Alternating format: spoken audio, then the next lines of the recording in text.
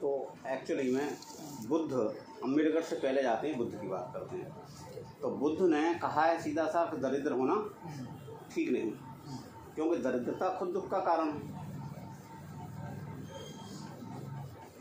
हमारे पास धन होना चाहिए,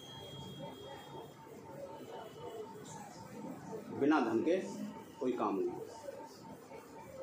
वो अलग बात है कि नैतिकता से कमाया हुआ धन। अब हम बुद्ध को मानने के बाद भी यदि दरिद्र हैं तो हम बुद्ध को ठीक से नहीं मान पा रहे। डॉक्टर अम्बेडकर तो पूरे अर्थशास्त्री थे, उनका अर्थशास्त्र तो विदेशों में पढ़ाया भी जाता है। हम अम्बेडकर को मानने के बाद भी अशिक्षित हैं और गरीब भी हैं, तो फिर मानने का क्या फ़ायदा रहा। कायदा बनता है जो व्यक्ति बुद्ध और अम्बेडकर को मान रहा है और 2-3 साल का जीवन उसने जी लिया और परिवर्तन नहीं हुआ जीवन स्तर में, तो उसे विचार करना कि मैं कहीं ना कहीं गलत, क्योंकि बुद्ध का प्रैक्टिकल धर्म है। जो मार्ग उन्होंने दिया है, पहले तो मैं अपना ही कल्याण करूं, इसके साथ में औरों का भी कल्याण करूं, और फिर जब दूसरों का। क्योंकि जरूरी नहीं कि मैं लोगों को कहूं जब भी लोग बदलें, लोग मुझको देख के भी बदलेंगे। वही ऐसे मैं गरीब हूँ और अमीर होने की दवाई बताता हूँ, मार्ग बताता हूँ, तो कुछ अजीब सा नहीं है। हालांकि गरीब भी 2 तरह के होते हैं।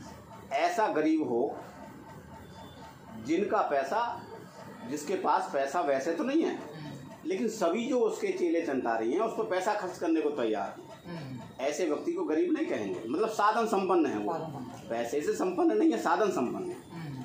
क्योंकि जैसे ब्राह्मण है वैसे तो उसके पास पैसा नहीं रहा, लेकिन वो साधन संपन्न रहा है। राजा तो राजा रहा है, लेकिन राजा उसके बगैर कुछ नहीं करता, पैसा भी खर्च उसकी मर्जी से करता है, तो उसे गरीब नहीं कह सकते। लेकिन ऐसा व्यक्ति तो गरीब है जो दरिद्री है, जिस पर हकीकत में खर्च करने को पैसा नहीं है, और वो बुद्ध अम्बेडकर को मान रहा है, तो वो नहीं मान रहा। उसे उनको जानना पड़ेगा और सही से मानना पड़ेगा। क्योंकि मेरे अनुभव की बात है, जो डॉक्टर अम्बेडकर को और बुद्ध को मान लेता है, गारंटी की बात है 2 से 5 साल में उसके जीवन स्तर में सुधार आ जाता है। क्योंकि उसमें सोचने की शक्ति बढ़ जाती है ना, सामाजिक भी, सामाजिक और आर्थिक भी। मादक पदार्थों का सेवन एक बहुत बड़ा विंडो है पैसे खराब होने का। सीलों का पालन करोगे, मादक पदार्थ नहीं इस्तेमाल करोगे, तो अर्थ भी बच रहा है, पैसा भी बच रहा है और इज्जत भी बढ़ रही है। वेजिटेरियन हो जाओगे, पहले सील का पालन कर रहे हो, तो सामान्य रूप से साग सब्जी वाली सब्जी सस्ती भी होती है और हेल्थी भी, और वो सब्जी महंगी भी होती है, और देखो बीमार का भी हो सकता है मांस, तो वो भी एक हमारा खर्च होने का विंडो बच रहा है। तो बहुत सी चीज़ ऐसी हैं जिनसे हमारा पैसा बचता है। और सबसे बड़ी बात है जो पाखंड में खर्च होता है, जो दरिद्र लोग हैं आए दिन पंडित जी के चंगुल में फंस जाते हैं, तीर्थ यात्राओं पे जाते हैं, मरे बाप की तेरहवीं करते हैं, चाहे उसको भोजन न मिला हो, ये पैसा भी बचता है। तो 5 साल में ऐसे प्रोग्राम तो होते हैं, और होली दिवाली के त्योहार, 10 रुपए की अगरबत्ती जलाना, ये सब पैसा वो बचा सकता है। तो जीवन स्तर क्यों नहीं सुधरेगा? क्योंकि चलनी के छेद बंद हो जाएं तो उसमें थोड़ा भी डालोगे तो वही रुक जाएगा। अब छेद आपके खुले हैं पहले से ही और आप डाले जा रहे हो, तो वही नहीं मिलता है। तो असलियत में डॉक्टर अम्बेडकर और बुद्ध को मानना उसी का सार्थक है जिसने अपने जीवन स्तर को भी सुधार दिया। अब उसे देख कर के लोग बदलेंगे या उसके कहने से ही बदलेंगे? हमारे उपदेशकों की स्थिति ठीक नहीं है तो बदलाव कहाँ से आ गया? उपदेशकों की खुद की स्थिति भी तो ठीक होनी चाहिए, तभी तो बदलाव आएगा। नहीं ना? तो सीधी सी बात है। तो हम उसी की प्रेम की बात कर रहे थे। उसको थोड़ा सा करना है, बहुत बच्ची को बुला करके बाकायदा एक वो करे, घर वालों को समझा करके, जब वो इन सब रास्तों को मानता है तो उनको भी करे और इस पर सुधरे। समस्या यही है ना, लोग पता है खुद सुधरना चाहते हैं लेकिन अपने परिवार को सुधारना नहीं चाहते।